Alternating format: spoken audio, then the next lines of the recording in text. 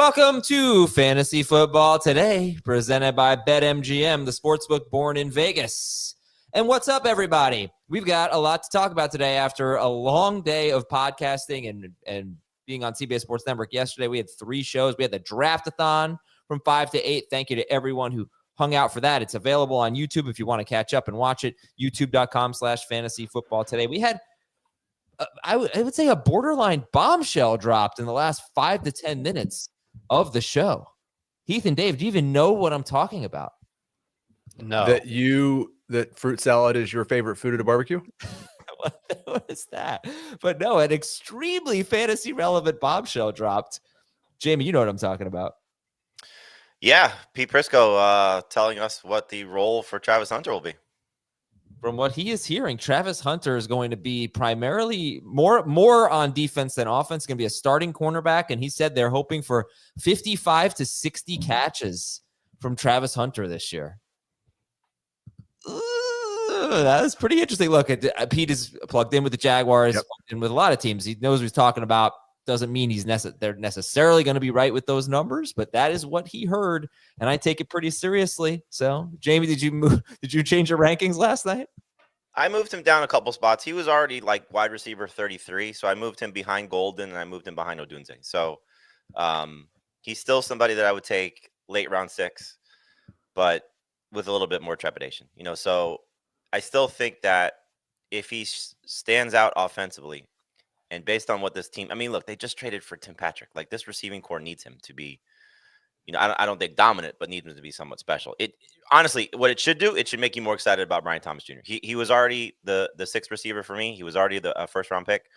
I would take him ahead of Puka. I would take him ahead of Amon-Ra St. Brown. I would take him ahead of Drake London. Like, there's the same target share potentially coming his way that we saw in those last 6 games, which is basically 10 per game.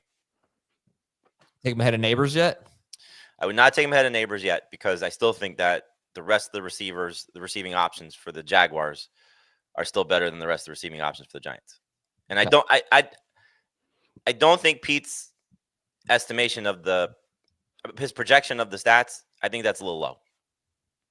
It was what he was told. It wasn't his projection. It was what he was told. Well, he said it. Someone else's projection of. But what he said was they're hoping for. Yeah. And just for reference, Marvin Harrison Jr. in his rookie year caught 62 passes. And he was. How much did he play on defense? I don't think he was a top 40 receiver, right? So, no. Put that. Maybe not per game. Like overall, he was. I don't remember did Jamison Williams miss a game? Yes, I think so. He caught 58. Jordan Addison caught 63. Jamison Williams, sorry. DK Metcalf caught 68 in 15 games, so he missed 2 games. Okay. All right. Some other takeaways from the Draft-a-thon. The analysts that we had on, not all of them, but many of them really loved Tetairoa McMillan and Ricky Pearsall. I think these were names that popped up a lot during the show. We're going to do players that we draft a lot today. That's one of our topics. And I just looked at my teams. I think I only have one Ricky Pearsall team, and it was the first team I drafted. It was the Scott Fishbowl because the price has gotten so expensive for Ricky Pearsall, but ADP is not necessarily suggesting that. So I'm more optimistic that you all will be able to draft Ricky Pearsall and Tetairoa McMillan, actually, because the other topic today is ADP on Yahoo and ESPN. And also I kind of looked at the real-time Fantasy Pros kind of updated ADP. I still think we're getting very good values on Tetairoa McMillan and Ricky Pearsall and Emeka Egbuka. Not happening in the drafts that we're doing, but I'm optimistic for all of you that you'll be able to get these guys without having to take them in round 5. I think these guys that we all get really excited about the last month before the season and start racing to draft, and Keon Coleman probably fits into that too, to a lower degree. I told somebody that he went at the 6-7 turn in one of our drafts, and they're like, he's available after round 10 in every draft I'm in. What are you talking about? It's the exact opposite of the quarterback thing. Like, I always talk about how you really shouldn't expect Jaden Daniels and Josh Allen and Lamar Jackson to all be available in round 3 of your draft like they always are in ours. And you really probably shouldn't expect Ricky Pearsall to go in round 5 and Keon Coleman to go in round 7. And Tet McMillan to go in 3, but they will in our drafts. What round? Sean is asking in the chat. What round should Ricky Pearsall go in? 6. I think I have him in 7. I would take him in 5, late round 5. Yeah, hopefully you don't have to though. No, ADP, it's tough. So what? Yeah, go ahead. Dave, you say you would take him in round 5, but if it's a normal person drafted, not one of ours, and Tedero McMillan's there in round 5, I'm taking McMillan first. Right. So the way that I kind of configure my rankings is who do I like better, and the players that I like more, I'm going to put ahead of the players that I don't like. Garrett Wilson and Ricky Pearsall are back to back for me. Ricky Pearsall and Garrett Wilson are late round 5 picks for me. I'm not getting Garrett Wilson in late round 5 in any typical home league draft that I'm in this week. His ADP in CBS is round 5. Right? Is it? Because Yes. I had a friend reach out and say, I just had somebody take Garrett Wilson in round 3, and they looked at your rankings and WTF. And I had to explain why I don't like Garrett Wilson. Well, and it doesn't mean that I'm going to, I say I'm going to take Tyler Warren in round 8 in every league. That's a move that I'll do, but I'm always going to stay true to my rankings, and I'm always going to take the player that I've ranked the highest. And so, yeah, if Garrett Wilson and Pearsall are there together and it's round 5 and they're the best 2 receivers and there's no one else I like, then I'm picking between those 2 guys. I think the thing first off, because a lot of people are going to be drafting this weekend and haven't drafted yet. If you're looking at average draft position and there is a player that you want, screw average draft position and take the player that you want. Yeah. So if you want Garrett Wilson in round 3 because you think he's going to have a breakout season, then you go get Garrett Wilson. If you want Ricky Pearsall in round 5 because you think he's going to have a breakout season, then go get Ricky Pearsall. You don't want to leave your draft with, I want to get this guy, but this piece of data says he's going in round 7. Every draft is different. Dave just gave an example of Garrett Wilson going in round 3. The data says he's going in round 5. We may not tell you to take him until round 6. There's different things that are happening in every draft. And there are so many drafts that are happening that average draft position is going to change dramatically over the next 3 or 4 days. So don't look at ADP as anything more than a range. The thing we'll tell you all the time is tier your players, tier your rankings, and wherever the cutoff is for you, make sure you get one of those guys in those tiers if that's in that tier, if that's something that you really want. But if there's a player you really want, I want Braylon Allen in all my drafts. His average draft position is 120. I take him in round 8 without fail. Because I want to leave my draft with Braylon Allen, and I don't want to look back on and say, I missed on my guy. Dave's probably doing that with Keon Coleman in all his drafts. Heath is doing it with DeAndre Swift in all of his drafts. There's players that you just have a feeling on that you think are going to do something special. And again, the later the better, clearly, because you have the opportunity to take them a little bit ahead of ADP. In some cases, maybe a lot ahead of ADP. But don't leave your draft if you have a feeling on a certain player and say, I can't believe I missed that guy. Because one of those players could be Travion Henderson too. And I'm just looking at his 24-hour ADP, and it's late round 4. And that might be where I would take him, but I know that I'm the low guy on Travion Henderson. And we all love Travion Henderson. That's an example of a guy that you would reach for because you just have a feeling on. So that's also an early round pick. I think the tougher thing is when do you buy into the mid to late round picks? Because as the draft is unfolding, you're seeing your board, you're seeing your players, you're seeing the rank list that you're following. I just phrase it that way because most people don't have their own rank list, but you're seeing the draft list that you're following, and you're saying, okay, this player that I want is 15 receivers away or 10 running backs away. Oh, I can wait. Maybe you can't. Maybe you can't. You're right. And actually, I thought doing the podcast league draft on Tuesday night or Monday night, 14-team league, and I had the 6th pick, I think. And when you're in that spot in a 14-team league, you really can't really play the game of, well, I'll just wait till next round to get him. That actually makes you really put your feet to the fire and makes you really evaluate who you want on your team.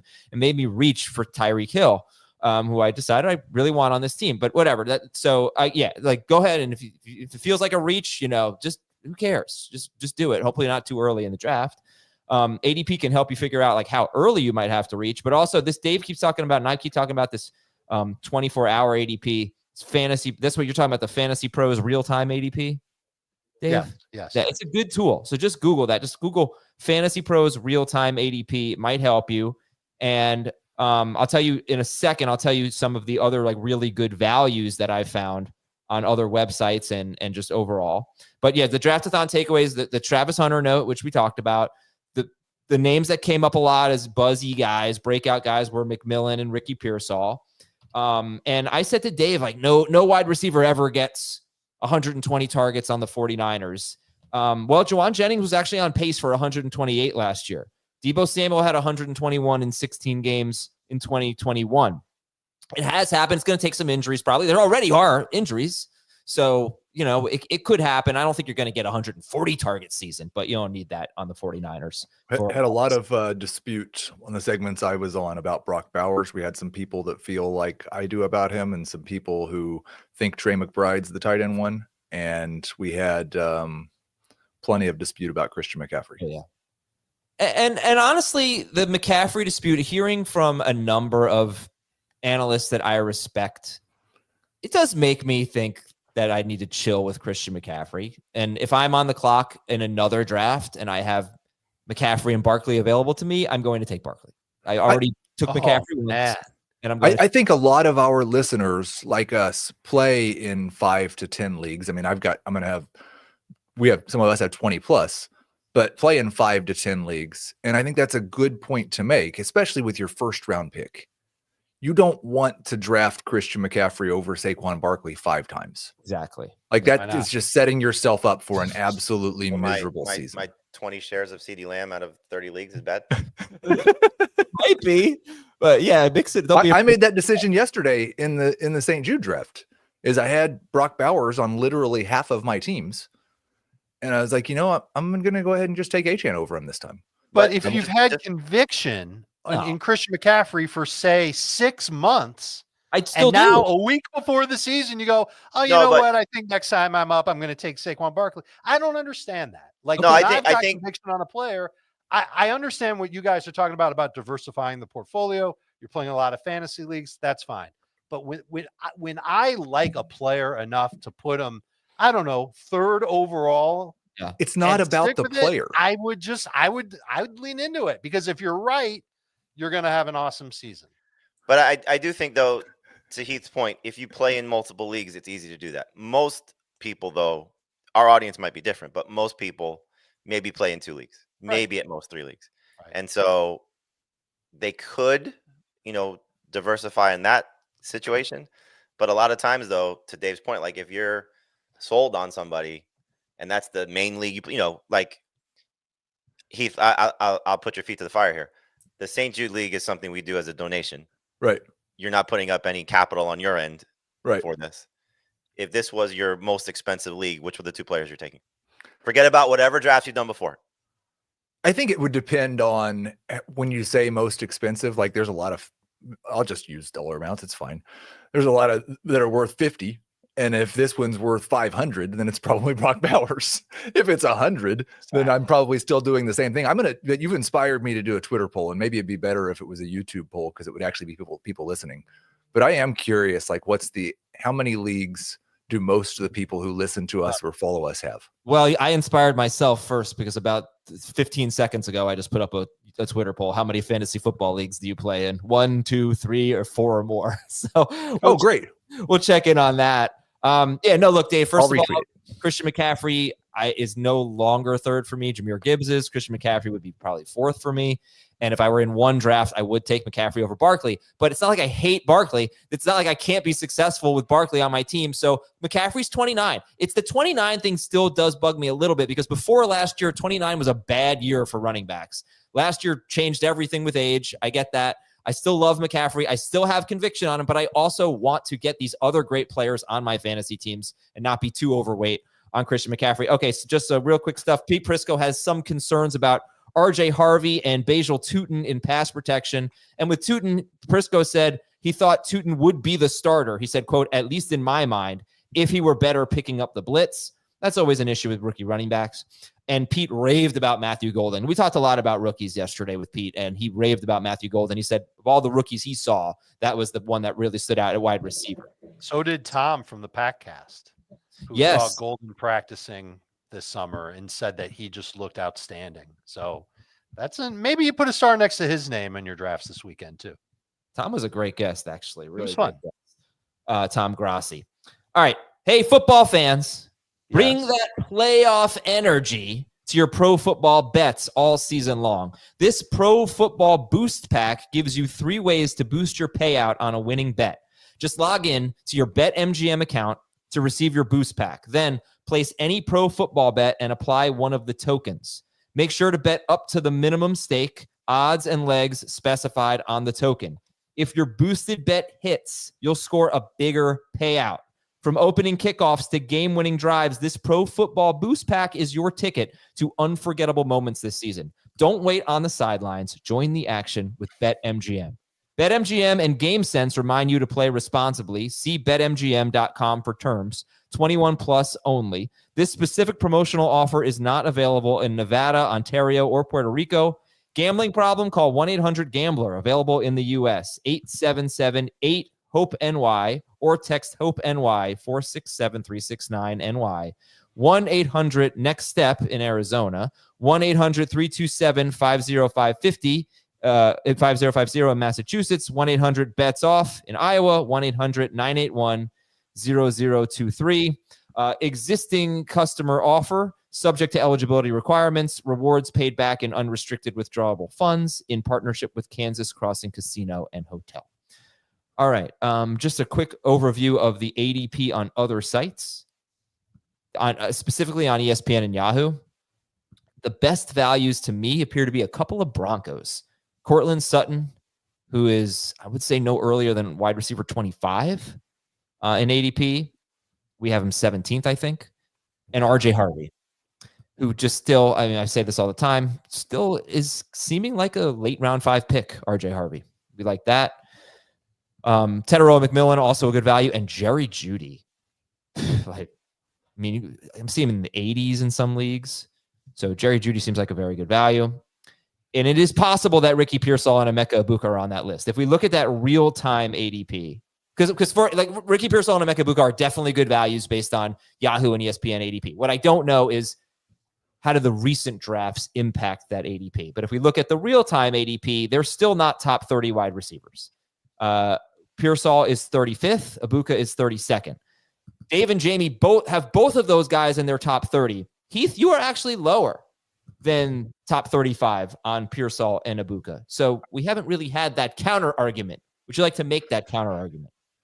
I didn't really, I know Chris Godwin's still not going to play in the early months, but I do think that when Chris Godwin is back and Mike Evans is there, the Emeka Egbuka being a difference maker for your fantasy team is a really difficult path.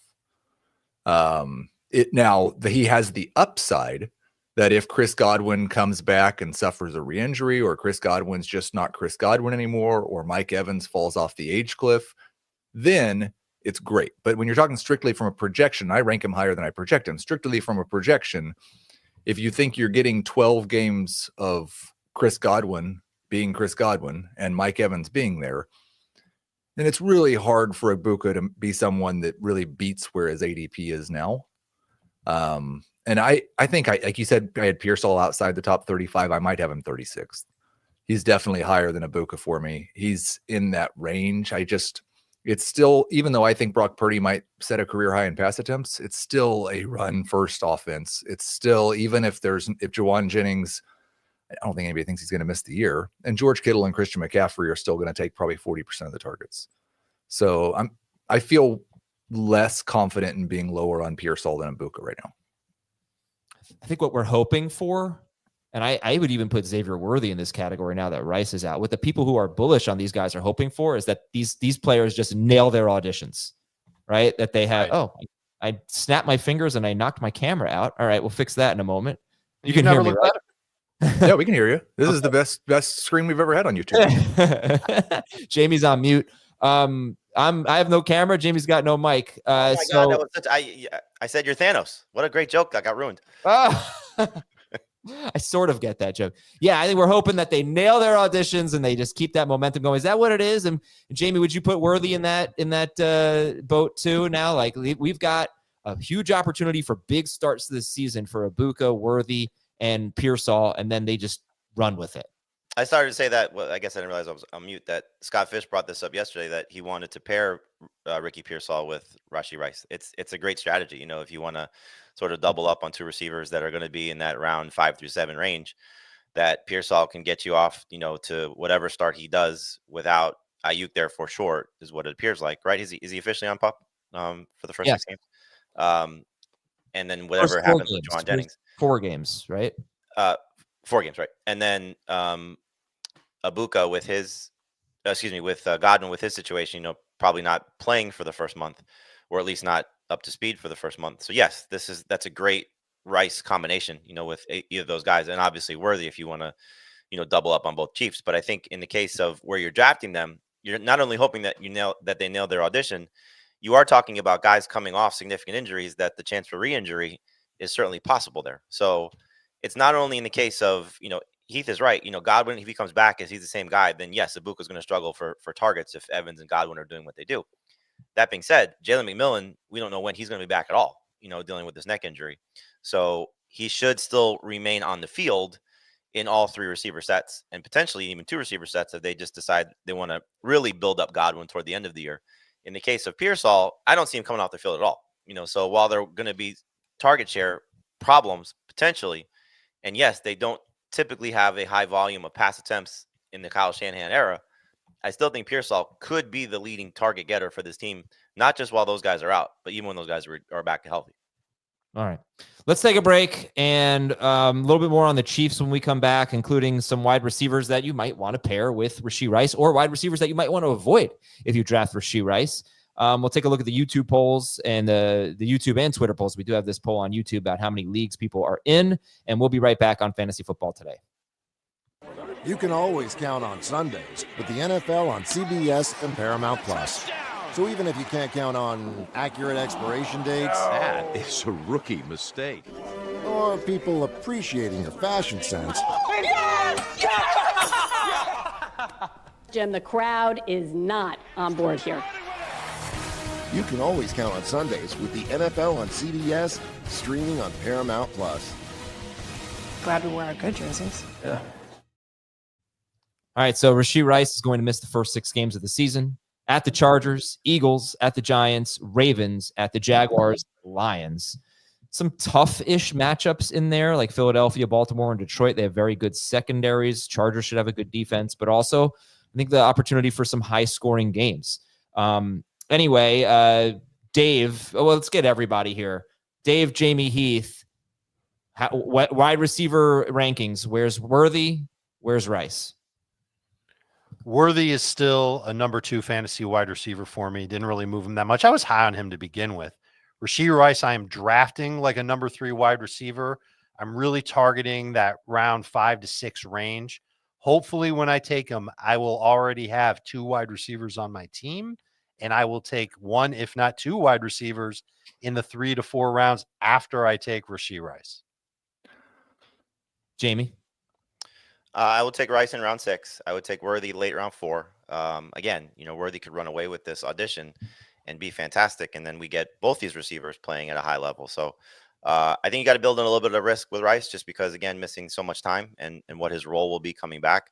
The nice part about the suspension early in the year is you should be able to manage your roster at a good enough level that by the time we get to the bye weeks that you know what you're dealing with here. And hopefully your team is in great shape, and then you're getting this added piece back that could be a significant difference maker and a league winner. Yeah, I've got Worthy at wide receiver 19, pick 46. I've got Rice at wide receiver 28, pick 59. So I think we're all in relatively similar range. The thing I would say with Rice is he is probably one of the more format dependent players. Obviously, he's more valuable in full PPR than he is in half or non because all of his catches are so close to the line of scrimmage. But also, if you have a shallower league, 10-team league, 2 wide receiver league, he's more valuable because it's easier to replace him. If you're in a deeper starting lineup league, then you have to be a little bit more concerned because you have to start worse players while he's out. And then the bench depth is the opposite. Shorter benches, it's harder to hold a guy for 6 games that you can't put on IR. Deeper benches, it's easier to hold a guy. So if you had a 2 wide receiver league with deeper benches, that might be his best format. So Heath, we did a draft yesterday. It was the Draft-a-thon League, and you took Rice at the end of round 5. I just kind of want to, like, if you could recall what was going through your mind when you did that and what your intentions might have been. I think if you look on Twitter, especially Jacob Gibbs or the Fantasy Points guys, there's a lot of people making arguments for Rice at the 4-5 turn or in round 4. And when that happened, I thought, this might be the one chance that I have to take him at the 5-6 turn. I'd like to have Rashee Rice on one of my teams. And it was an interesting build because the prior turn I had gone tight end quarterback. I got Jaden Daniels and George Kittle. So Rice was literally the second wide receiver you took. Yep. And how many wide receivers you start in this league? 3? 3. So who are your receivers? When pulling my team up now, my receivers are bad. So I have Nico Collins. I have Jacoby Myers, which I am perfectly fine with in that 2-3 range in full PPR. And I don't believe he's actually going to get traded. I have the Raiders. Rashee Rice. I have Juwan Jennings. I have Wan'Dale Robinson, who I will probably start week 1. Right. Nice. And I have Luther Burden. All right. So listen, I think you guys might be a little high on Rashee Rice. I wouldn't say that. I think that you may not have to draft him as early because right now I'm looking at the real-time ADP and he's going 77th. So that's round 7. And I'm looking at NFC ADP where wide receivers get pushed up and he's going 70th, but he's wide receiver 36. And in the real-time ADP, and the NFC ADP is from yesterday and today. Okay. The real-time ADP has him as wide receiver 34. So I don't think anyone should be drafting, or I shouldn't say should, but has to be drafting him as a top 30 wide receiver. All right, we got to move on. I would say 2 receiver leagues is going to change some things. 3 receiver leagues, you might get him you might have to take him a little bit sooner. 2 receiver leagues, he might fall a little bit. And it's just really, I think, a matter of, do you think you can get a Pearsall, Ibuka, like Heath is high on Deebo Samuel, for example. You think you get those guys a little bit later, then you maybe pull the trigger a little sooner on Rice just because you're going to back him up with somebody that has a chance to start off the season playing really well. All right, if I have time later in the show, I'm going to go through some players who have good and bad matchups for the first 6 weeks, which is very subjective, and I don't feel super confident in it. But so that's why I'll save it to the end. But there's one guy I do want to highlight, and it's Calvin Ridley. If you're not starting Rashee Rice for the first 6 weeks, you're probably not starting Calvin Ridley in week 1. He's got the worst matchup. He's at Denver. He faces the Rams, the Colts, who did add 2 members to their secondary, including Charvarius Ward. Then he faces Houston. So in the first 4 games, he could be shadowed by Patrick Surtain. I don't think Derek Stingley is a shadower. I think he stays on one side, but it's possible that he'll follow Calvin Ridley. It's not a great start for Calvin Ridley. Plus, you have a rookie quarterback making his first, 6 starts. So that's just one guy I wanted to highlight that maybe you don't want to pair with Rashee Rice, but we'll try to talk about that a little bit later. Heath, you've been super high on Kyren Williams. We get a report today or last night that Rams offensive coordinator Mike LaFleur says he wants to give Blake Corum more touches. He wants to keep everyone fresh, basically. Your thoughts? I have Kyren projected for basically 2 fewer touches per game than he's had the last 2 years, and that has him at RB8. So I think it really depends. Like Blake Corum, more touches than he had last year is an exceptionally low bar. And so how many more touches is it? Are we talking about he's taking 5 touches away from Kyren Williams? I think that would probably be the max in my mind. And so it really just depends on 2 things. One, what's the number? Is it 2 or 3 touches more for Corum per game? Is it 5 or 6? And then the other is, does the fact that Kyren Williams is off the field for maybe 10% of the snaps that he wasn't last year cause his efficiency to go back to where it was 2 years ago, which was much, much better than it was last year? There's a third factor. Where on the field is Blake Corum getting these touches? Are they really going to put Blake Corum in short yardage goal line or even in the red zone? No, not when they've got Kyren Williams, unless Kyren Williams starts fumbling again. And then that could be a problem, but I don't think that's going to happen. So this doesn't worry me at all. I'm not moving Kyren down. But is Blake Corum the obvious handcuff now? If it wasn't obvious already. Yes. Okay. I don't know. I kind of like Jamie's theory. Well, handcuff and tandem are 2 different things. If Kyren misses time, it's going to be Blake Corum. If they want to maybe get some juice on the field, then it's probably Jarquez Hunter to add a speed element or maybe a change of pace type of guy. So maybe they're going. That does not mean also that Hunter will play over Corum in some situations based on what LaFleur is saying. Like we could still see Corum being that second guy. I just think that Hunter's kind of locked into his role and Corum could play multiple roles. Cade Otton could miss week 1 with a leg injury. They're at Atlanta. Even more targets for Ibuka maybe and Mike Evans. Najee Harris did practice in pads. Devin Cole. Marion Hampton be a 3rd round pick if Najee Harris is ready for week 1? Yes. I'm still in round 4. Okay. The Dolphins signed Jeff Wilson to their practice squad. They do need some running back depth. Marvin Mims has a groin injury, hopefully nothing serious. The San Francisco 49ers say they will not trade Juwan Jennings, and he has not been ruled out for week 1 at Seattle. The Chiefs signed Clyde Edwards-Helaire to the practice squad. Welcome back. Welcome back, Clyde. Yeah.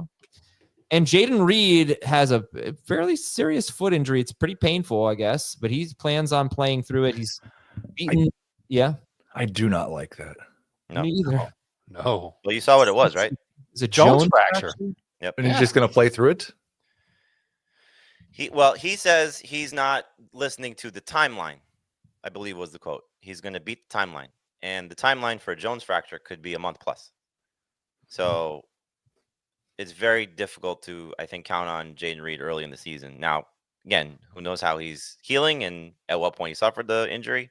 The fact that he's out of a walking boot is obviously a good sign, but this just feels like it could be a disaster. Okay, let's take a look at the YouTube poll and Twitter poll. How many leagues are you in? 1, 2, 3, or 4 or more? On YouTube, not surprisingly, 4 or more has 42% of the vote. 3 and 2 and 1 are pretty close, between 17 and 22% of the vote. But 4 or more, 42% of our audience. How about 62% of our audience are in at least 3 fantasy leagues on YouTube? And it's almost identical on Twitter with 405 votes in 68% of our leagues. 66% of our leagues, of our listeners right now who have responded to this poll are in at least 3 fantasy leagues. 40% are in 4 or more. If you did not have this job, all of you, how many leagues would you play? 5-ish. 8. I think 4 redraft and 4 dynasty sounds like a good number. I'd say 3 or 4. I'd probably be 10. Yeah. That's a great question. We got mailbag coming up. I haven't decided when we're going to record it. Oh, tonight. Let's go. I don't really want to do it tonight. Yeah, you do.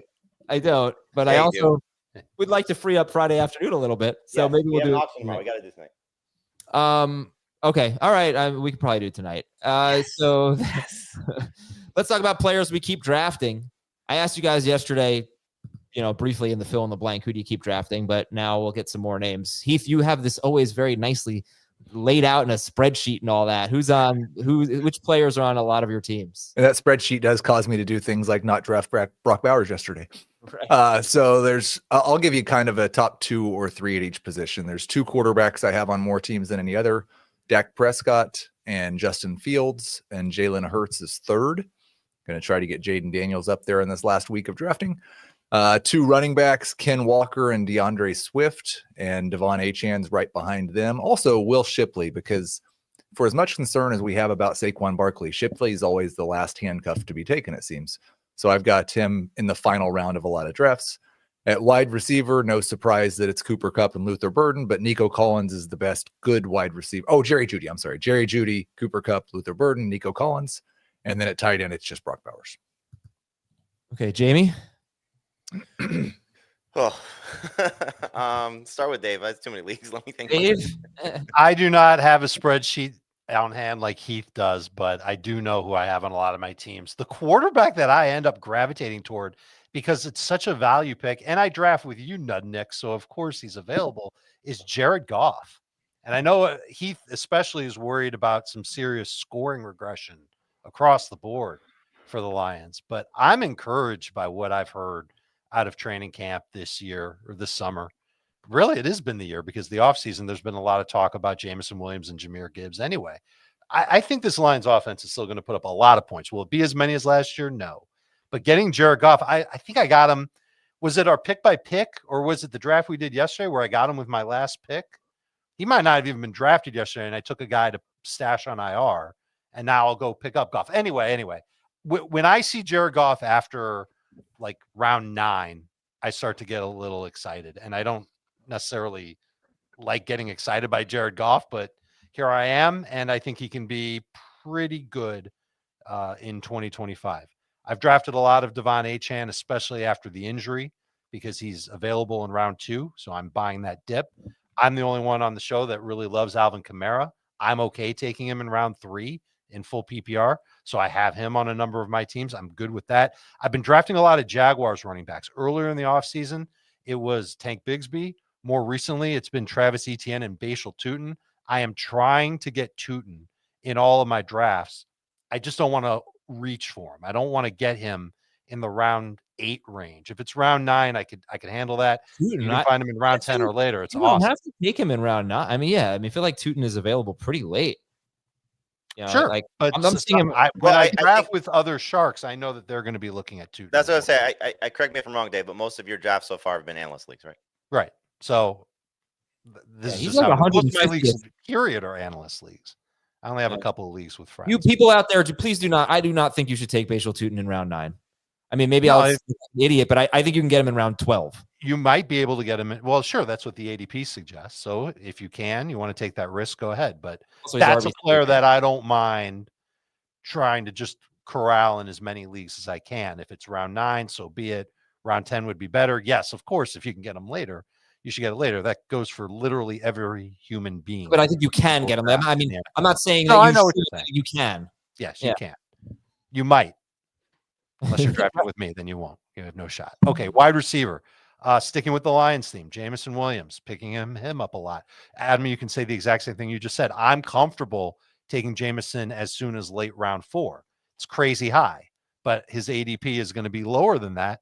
I don't think it's as low as the difference between where I'm taking Tutin and what Tutin's ADP is, but it's still somebody that I'm targeting in a lot of my drafts. Ricky Pearsall has been a rocket ship that I've been riding since the middle of the offseason. Matthew Golden and Keon Coleman are 2 wide receivers that I'm certainly targeting in the middle rounds. You don't have to do that with Keon Coleman. You can wait until round 10 for Keon Coleman. And Demario Douglas has started to enter the late round fray for me as well, just because he's kind of a safe-ish full PPR guy. And have you heard me talk about Tyler Warren at all?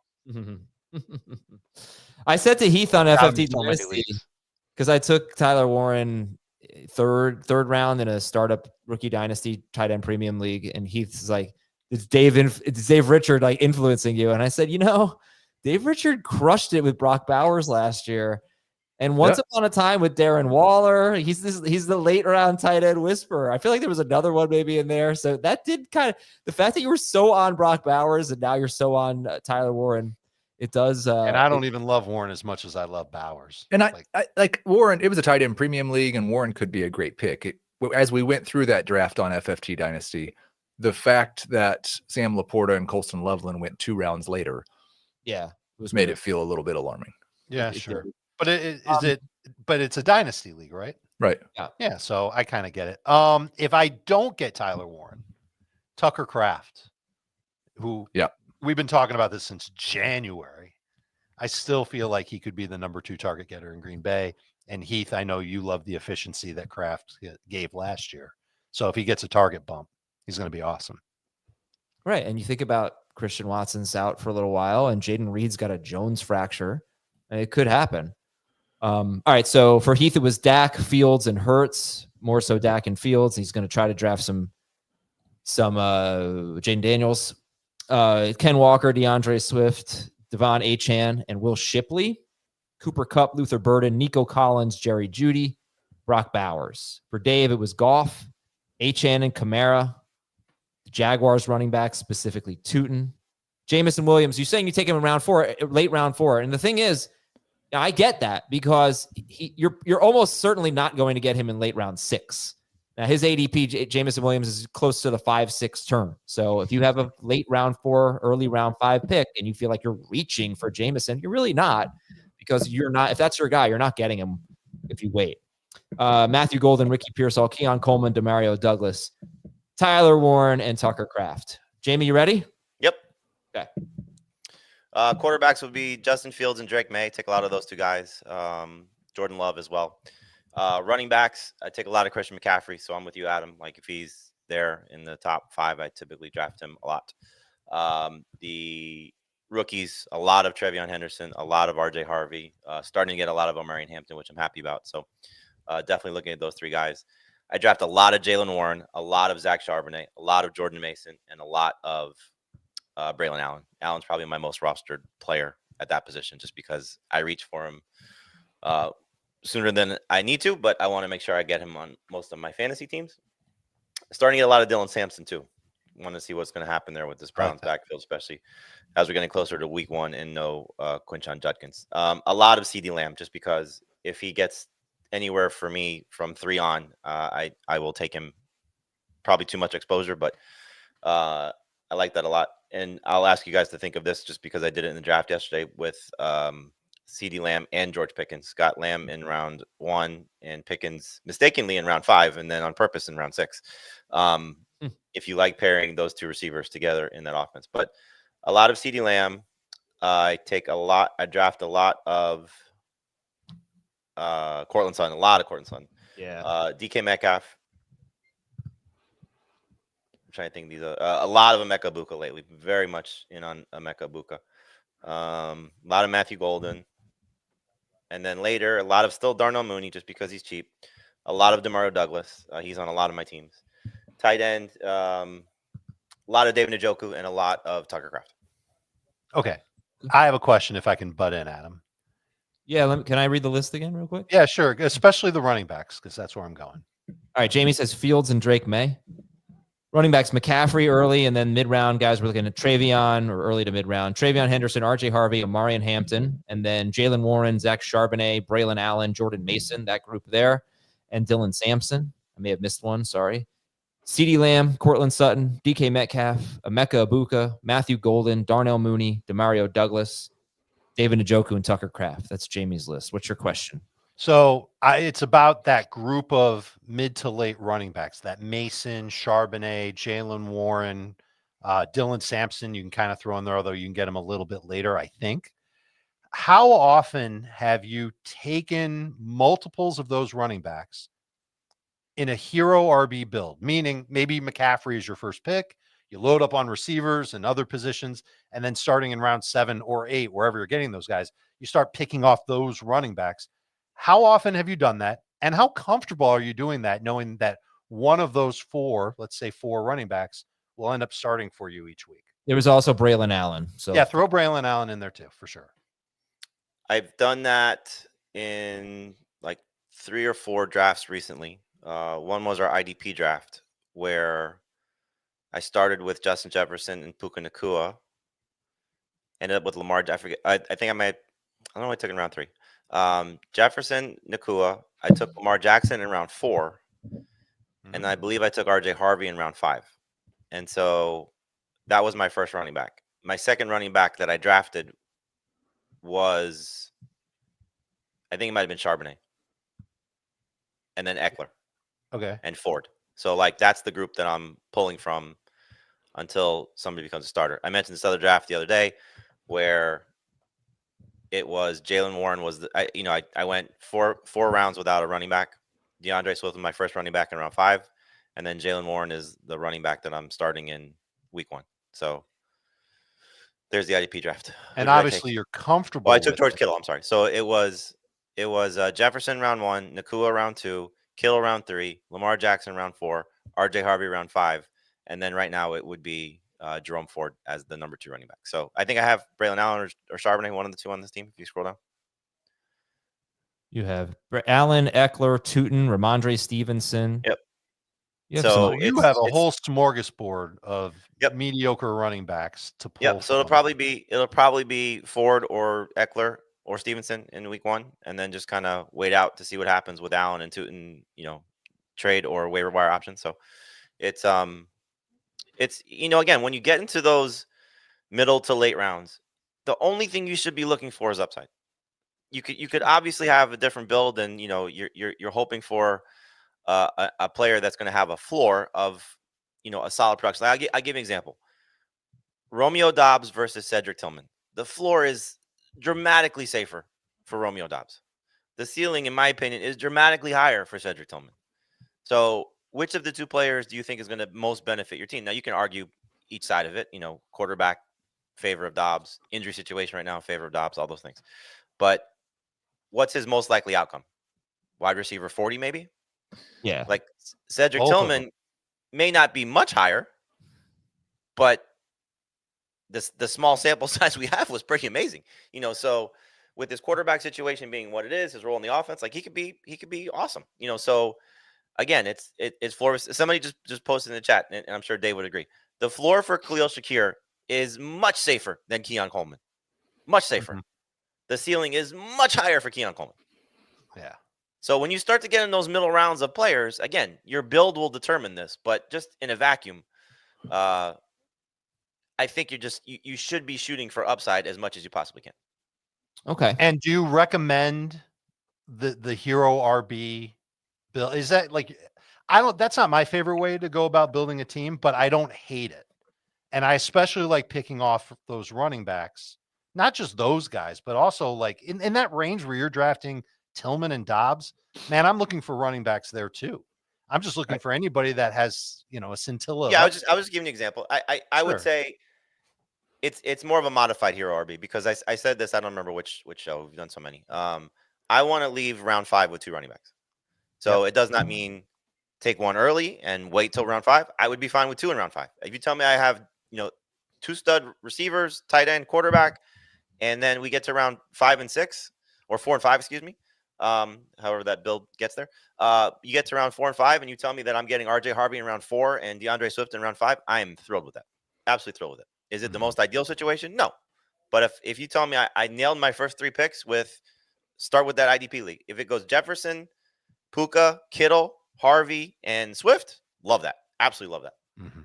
And I would just like to add, like, you never go into a draft with one specific strategy that you must follow, but Correct. it's not wrong to keep in mind that if you start with one running back, and you might have the intention of getting 2 with your first 5 picks, but someone falls and you can't help yourself. You can't resist a good value on draft day, and you shouldn't.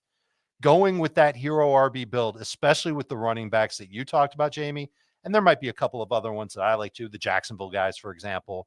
I think that's A-okay. And you can have that RB2 spot as a weakish spot in your starting lineup and not feel bad about it. But to your point, just to give you another example, like I would rather take a chance on Zach Charbonnet than one of the Jaguars running backs. I know you're probably different than that, but like I would rather not deal with that mess.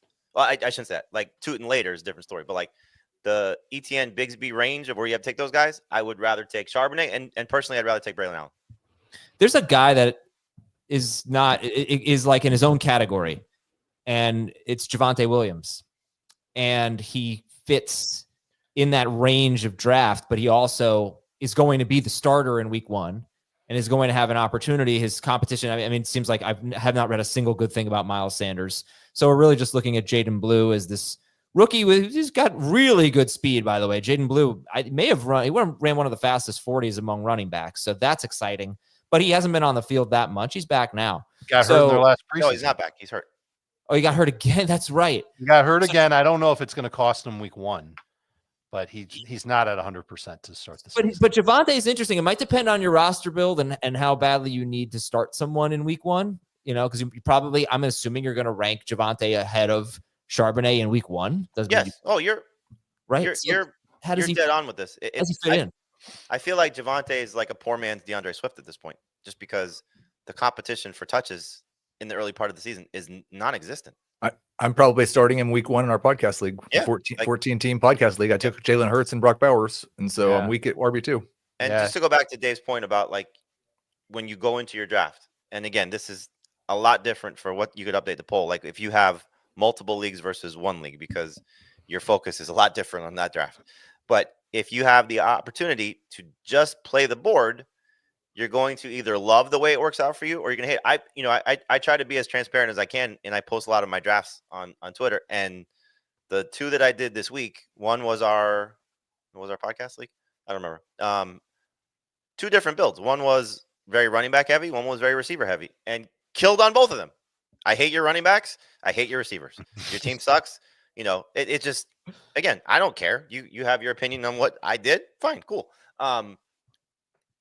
You have to be flexible. You have to be flexible. It's different in an auction because you can control what happens. In a snake draft, you're at the mercy of what is going to be available to you. We talk about this all the time. What happens at the turns? What happens in the middle? You have the ability to sort of dictate some of those things depending on where you're picking. So, I think you have to be flexible. You referenced the FFT Open League. I never in a million years would have told you in June that a league that I'm playing out, I'm going to start running back. Two receiver and my first league. three picks were Jahmyr Gibbs, Bucky Irving, Jonathan Taylor. I was not passing up the value of those three guys. It's beautiful. All right. Since nobody asked, here are the players that I've been drafting a lot. I haven't really had that many redraft leagues Christian yet. McCaffrey, Tyreek Hill. Yeah. No, I don't have enough of those guys. I don't, it just hasn't worked out. I do have Isaiah Pacheco. Pacheco, yeah. I have some Genty, Hampton, Pacheco, James Cook, Caleb Johnson is someone that I've been drafting a lot. I've been thinking about this. Like he might be too slow. He might just be slow and it's not good. But why can't he just be Najee Harris? And with where he's going, if you got the production of Najee Harris, in the the 8th round or whatever we're getting Caleb Johnson at, I think that's a fine pick. And I'm hoping that he's a lot better than Najee Harris. So he's definitely not gonna be their third down back, but if he can play first and second down, Aaron Rodgers throws to his running back, Caleb Johnson can catch some passes. And if he can be their goal line guy and be their primary rusher, then there are a lot of ifs, but there are the same amount of ifs. Like if you're going to keep drafting Jalen Warren, there are as many ifs for Jalen Warren as there are for Caleb Johnson. No. Yes. No, they're the opposite ifs, but Jalen Warren is the starter. Jalen Warren is definitely the pass catching back. No, I don't agree with that. I'm not 100% sure on that either. Probably, but Gainwell was used as the third down back in their last preseason game. Gainwell has had higher pass blocking grades on PFF in each of the last 3 seasons. I think you're right, Heath, but I don't know it for sure. Okay, Jalen Warren is going to lead the team in targets. Yeah. Oh, yeah. Right. Yes, That's what I meant to say. Like it. So I think that the big problem for me with Caleb Johnson being Najee is not doing what he did as a rusher. It's that part of the problem with Jalen Warren the last 2 or 3 years is that even though he was the quote unquote pass catching back, Jalen Warren still had 41, 36, 29 catches in a year. I think it's hard to project Caleb Johnson to do that with the way he's struggling in the passing game right now. I'll just say this. I think they drafted Caleb Johnson so he could become their primary running back. His preseason wasn't great. I am trying not to overreact to his preseason. I'm obviously concerned because he isn't fast and he looked slow, but he was a good running back at Iowa. I think they're going to give him the opportunity. If he can take it, then I think he can pay off. And you would draft him ahead of Jalen Warren, correct? I would, in all formats. I just don't know. Good news for you, by the way, with one of the guys you like. Oh, Just who? got news that Mike McDaniel said Tyreek Hill will be ready for week 1. Of course he will be. Jerry Jeudy is on too many of my teams. It's getting very nervous. Why? A lot of Jerry. Because if they go to Gabriel or Sanders, I think it's going to be bad for Jeudy. And also, I know that Joe Flacco has been really, really good and really productive. He's still Joe Flacco, and I don't know. I don't want to have too many Browns on my I think team. if they run the Dylan Gabriel offense that we saw in the preseason game, there's gonna be a lot of catches for Jerry Jeudy. And probably for the other team too. And it's not like you're spending even a 5th round pick on Jerry Jeudy. You're drafting him in round 6 or round 7 every time. It's true. It's true. You know what? Look, I'm just going to embrace it. And I'm all let's go, Heath. Jerry Jeudy, you've been talking about. Here you go. Here's a trivia question for you. How many receivers last year had 90 plus catches? 6. 12. That's a I lot. No, kinda 8. like 6 is 8. the answer. I'm going to Just stuck with 12. It was 11. Oh, it was. 11. He was one of them? Jeudy was the 11th at 90. All right. He had like 7 through week 6. What'd you say? Who had the fewest receiving yards of those 11? Is it Jeudy? No, it was very drastic who it was. Wandale Robinson. Oh, Wandale Wanda. Robinson. Wanda. Oh my gosh. He had 90 something catches for 300 yards. He had, forward to starting him in week 93 1. catches for 699. All right, Christian Kirk's on a lot of my teams, and surprisingly, TJ Hawkinson is on 2 of my teams, which counts as a lot right now. I wanted to mention one thing real quick in Superflex. I took Cam Ward as my QB2 in Superflex. I think if you want to pair him with someone, I think Joe Flacco, who nobody wants in Superflex for obvious reasons, is not bad to pair Cam Ward with because Cam Ward has Denver in week 1. He could get off. Like, we're not starting him there. Joe Flacco starts with Cincinnati, and then he's at Baltimore. And Baltimore's got a super talented secondary, but you have to throw against them a lot. So I think they're a good pairing. I know that's kind of a weird random thing, but just wanted to bring it up. We never talk about that. All right, drafting on ESPN and Yahoo. Did I take the second break? I did, right? I don't remember one. I don't remember one either. I don't think I did. All right, I'm sorry. Let's take our second break real quick and come back. I'll give you the ESPN and Yahoo values that you need to know about after this. Here we go. The 2025 CBS Sports NFL schedule is here. 18 glorious Sundays. He's got his receiver touchdown. Filled with rematches. Oh, the play of the year. And rivalries. Touchdown, Bengals. Plus, plenty of superstar showdowns. And an epic matchup between the Chiefs and Cowboys on Thanksgiving. Clear your Sundays beginning September 7th for the NFL on CBS and Paramount Plus. All right. So Cortland Sutton, RJ Harvey, Tedero McMillan are 3 guys that I think really stand out as great values on ESPN and Yahoo. And even on CBS for Sutton and Harvey, I don't know about for McMillan. Okay, on ESPN, some guys that I think are going a little bit earlier than I usually see. Jonathan Taylor tied with Brian Thomas Jr. on ESPN with 19th overall. He's also going 19th overall on Yahoo. So Taylor maybe it's just I'm not used to seeing him go in the middle of round 2, but it was the fact that he was going basically the same ADP as Brian Thomas Jr. surprised me. Would we all take BTJ over Jonathan Taylor? Yes. In PPR, yes. What about in half PPR? Probably still yes, but in non-PPR, it's easy to go with Taylor. On ESPN, Justin Herbert is QB 11, which surprised me. And ESPN and Yahoo, I am assuming, are defaulting to 4-point per passing touchdown leagues. Doesn't mean every league is, but that's probably more normal than not for them. Who's going lower than normal? Later than normal. Sorry, mid-round wide receivers, I would say, are going later than on CBS than they are later on ESPN than they are on CBS. But Justin Fields on ESPN is QB 14. Chase Brown is going 26th overall. Kyron Williams is going 31st overall. Wow. Marion Hampton 41st overall. Travion Henderson 50th overall. So good running back value. Tony Pollard, RB25. He's going 78th overall. And RJ Harvey is RB26. He's going 82nd overall. So I think the running back value on ESPN is very good. Chase Brown, Kyron Williams, Hampton, Henderson, Pollard, and Harvey in particular. Wide receivers, Drake London, 22nd overall. I mean, in recent drafts, don't be surprised to see London going in the top 15. Mike Evans is wide receiver 17, but he's 6 spots after wide receiver 16. So JSN's wide receiver 16 at 39. Evans is 45th. Cortland Sutton, 63rd. George Pickens, 73rd. Again, it's not so much that like Pickens, Jamison Williams, it's not so much that they're going earlier at the position, and Tedero McMillan too, than they are on CBS. I'm sorry, later at the position. They're going later in drafts. So wide receiver 28, wide receiver 30, wide receiver 33. That's Pickens, Jamo, and McMillan. It's pretty much what they are in ADP on CBS, but it's just later in the draft. Emeka Ibuka and Ricky Pearsall, I've talked enough about them. On Yahoo, Nico Collins is 9th. And Nico Collins is a guy that, where's he on CBS these days? Still like 13-ish? I think ESPN. 9th overall, 9th receiver. 9th overall. Sorry. He's, I believe, there for me. Yeah, but ADP on CBS 16.1 on CBS.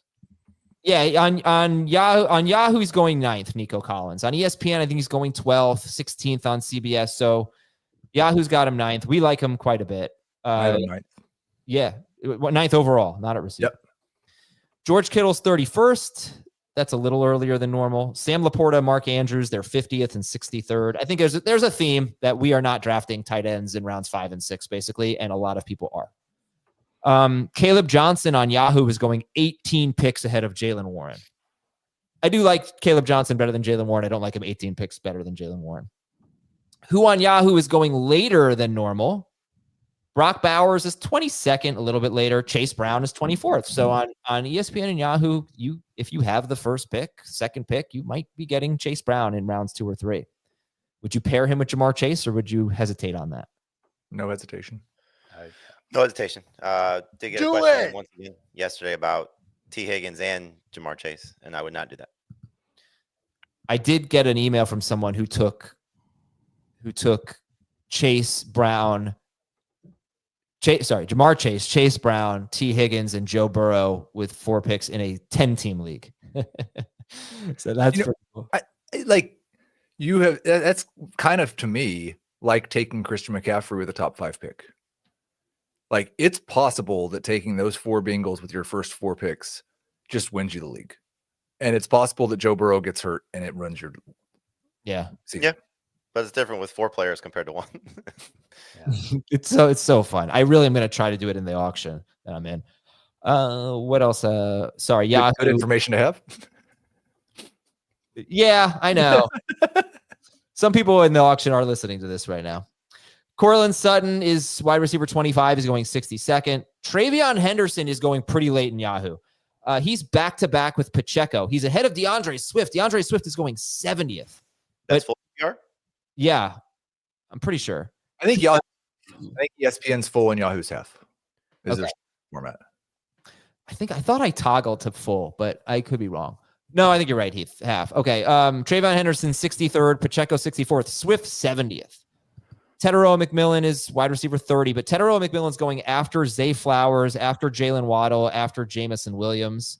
I know you guys would take Tedero McMillan ahead of at least Flowers and Waddle, right? Oh, way ahead. Yeah, way ahead. And Jerry Jeudy is wide receiver 35, going 93rd overall on Yahoo, after Chris Olave, after Rome Odunze. And then after Jeudy at wide receiver 35, we have Ibuka and Pearsall at 36 and 37. And there's one quarterback that's got very good value in Yahoo ADP. It's Kyler Murray. He's going 12th. Okay. Fun show. Anything you guys want to leave us with? I've one last segment. Ready? Look at the first 4 rounds of the draft we did in Draft-a-thon. Give me your favorite build and why. Gave me Rashee Rice in round 4. So that must have been an auto pick. Why don't maybe the first 3 rounds? I love Team 2. Team 2 is really good.